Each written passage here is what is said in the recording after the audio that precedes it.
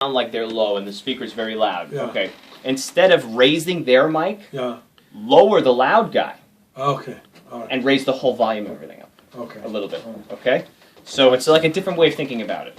Okay? It's like, half full, half empty glass kind of thing. So instead of raising the kids to make them as loud as this guy, lower the guy and bring the whole volume of master volume up. Okay, look to do it that way. But you really want to do that with the headphones sitting here. It's, really. it's better to do it that way, yeah. It's subtractive, in other words, is what you want to do. You don't want any additive processing. You don't want to have to come here and push up and push up and push up. By the night is done, I'm telling you, you're going to run out of room to push up. You won't be able to anymore. You're better off subtracting the stuff that's loud, in other words, lowering it, and then you can raise the master volume of everything up a little bit more. You'll get better sound, better control, less feedback, and people will hear better. If you start pushing it too hot, too loud, and you're distorting the channels, it doesn't matter. Nobody's going to understand what anyone is saying, no matter what. So yeah, try to do that relative to these choir mics. And the reason why, a more technical thing with these choir mics is that if you notice these pan knobs, see how these are set? Left, middle, right? Which actually should be the other way.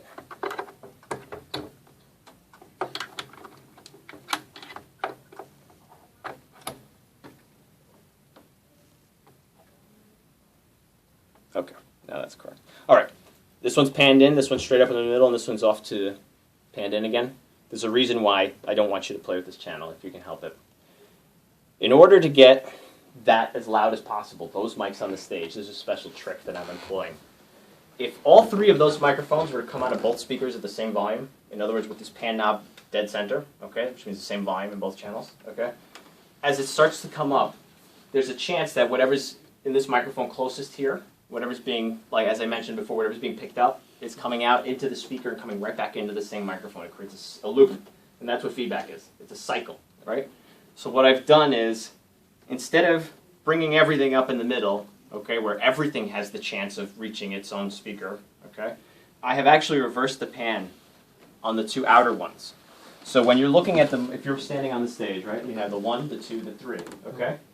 This one is actually coming out over From there, the other one. Oh. farther away. This one is coming out over there. The one in the middle is coming out in the middle. So that's done on purpose so that you can get a little more volume in the room before that feedback starts happening, okay? That's why I would rather you not play with this, okay? Because as soon as you start to do that, then you're going to start having lots of trouble hearing those kids, even more than now. It's going to sound better now than what you had before because the microphones themselves are better, but you need to make sure that the kids don't try and tap them. They can't sing into them. Don't make them do this and scream into it. If you see them doing that, discourage it, because not only will it hurt their throats, that microphone they're not meant to be used that way. They're very sensitive and they're meant to pick up the room, not one person. We can put standing microphones if we have. If you had to, yeah, and you have... It's like, kids. Yeah, just for a whole group of kids. We give him one kid? Put 3 of them along. But that's something. I mean, this microphone, if you're next to him, Yeah. if he talks, you cannot talk on it. They're directional, or whatever they call them. Well, you can certainly try putting up 2 mics on the stands and on that stage, but the whole thing is that you'll see mic stands with microphones in front of the kids. We've done that before. Now, having the hanging ones though, there's nothing in the way. There's nothing to block anyone's view. There's nothing to focus on, fix on. But believe it or not, those mics are awesome. So I think you're kind of approaching it like the old mics. These are awesome. You're going to see how much better that they sound. It's going to seem like you're right These next are to the new kids. mics now? We'll know on the 19th. So I'll see how it goes on it, and I'll let you know. Here, tape input, tape output, which is the white and red. RC is what they call RCA jacks. Okay, you can they sell those wires at Radio Shack. That's like a little mini headphone plug, and it comes out to 2 red and white RCAs. Yeah, I have one of those. Just get one of those, plug it into the iPod, plug it into the tape input here, and adjust the volume at the iPod. That's all. For the iPod itself, you're going to need to turn it down. Do you have volume controls for those 2 inputs? For these 2 here? On No. the mixer? No, there actually Okay. isn't, which is why I didn't use them for the CD player. Mm-hmm. Because there's a chance, like I said, you may need to adjust this relative to something like this. That would be the master volume you can use, because you're probably not going to play anything else. So you just, well, if that's the case, yeah, I adjust wasn't the sure master if volume. somebody wanted to sing over backing tracks or something. But that gave you the option here. I can reverse that, or actually, we can even get a different type of cable, and you see the AUX 2 left and right. Mm-hmm. I can get you a cable that's the little mini headphone to 1/4 inch. And if I do that, then you'll have a knob right here for volume. But Okay. you'll just have to remember that this would be your iPod and this would be your CD. You want to do something like that? Is that easier? Yeah, why not? That's probably easier, right? Just then this way you just make sure when somebody plugs in their headphone, their iPod, whatever, that the volume's all the way up. That's it. Leave it here, and then your engineer will adjust the volume of what people hear through this knob. Okay. Okay? I'll add that to the list, okay? So eventually you'll have wires plugged in here that you'll adjust through that. Oh, and this guy here, it says control room, phones. This is actually the volume of your headphones. Okay?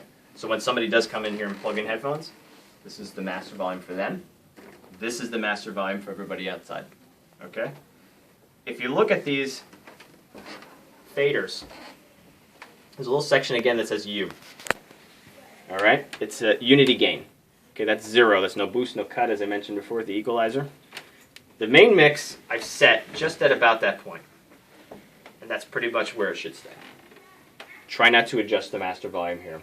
If you need to adjust the global master volume of everything, do it at the knobs on the wall. There's a reason why you need to not touch this. The way this is set with this drive rack piece here, this can sense when something is coming in too hot and clamp it down so that it doesn't hurt your speakers. It has limiters that are built in. If you lower this, you defeat the limiter because it doesn't see at the same level anymore. All of a sudden, it can't tell that something is reaching 0 dB. It thinks it's like way far from it, so it won't do anything. If you have this too loud, then there's a chance that that limiter is going to be going off all the time. So it's set to protect you guys in case somebody does do this, okay? So the volume doesn't go up. But the best sound is going to be found with this here at Unity, okay? That should be at Unity. The headphones, you can start that out of Unity, whatever. Just be careful. I mean, I'd keep this down for now because if you plug in your headphones and something's too loud, you don't want to hurt your ears, so let's leave that down for now.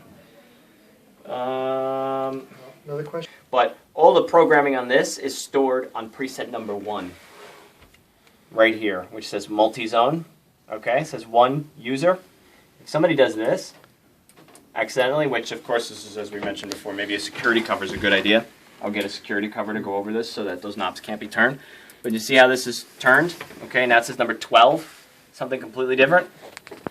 In order to recall a preset, somebody just has to push this in. And that has to be turned to the number, right? So you would turn it to the number, and then you'd press it in to recall the preset, right? It actually says unloaded. Okay, so this is what someone would have to do to make a mistake and change the sound completely out there. It's not that easy to make that mistake, okay? But we'll get it covered so that this doesn't happen. Should this ever happen, just remember, preset number 1. If something is really not working, the system is not working, you don't even understand what's going on, good idea to just take a peek over here. If this is on another preset, like right now it's on 20 for some reason, maybe a kid gets over here and turns knobs and stuff like that, I've protected preset number 1 so that it can't be overwritten, all right? That's the one you need to go back to. Just turn this knob, go back to preset number 1, press it in. It's going to say loading. When the name comes up, it's done. Oh, and what would that be used for? This is, as I said before, what protects the system, what splits the sound up to feed the front zone, the middle zone, the rear zone, okay? And what are all the buttons next to it, all those push buttons? This stuff is to navigate the menu and the program things inside the okay, drive okay. rack. You don't need to touch this stuff, okay? We're going to, as I said, a security cover that's going to stop anyone from touching this.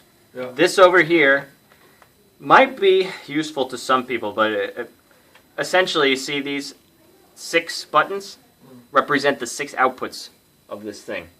The first 2 are feeding the front 2 speakers. That's the middle 2 speakers. That's the rear 2 speakers. If you press these buttons in, you've just muted all the outputs. Oh. But the same thing that what you see here, this is actually being mimicked out there on those knobs. If you notice, there's 2 knobs that I have installed on the wall with 2 push buttons that say mute. Yeah. When you press the mute in, these red lights turn on. Okay, so the mute here is the same as the mute over there. Okay. Exact same thing, okay, just so you know. Except that you can't adjust the volume here. There's nothing to turn to tweak that volume. Aside from the amp itself, you don't want to touch that. That's why we have those knobs out there.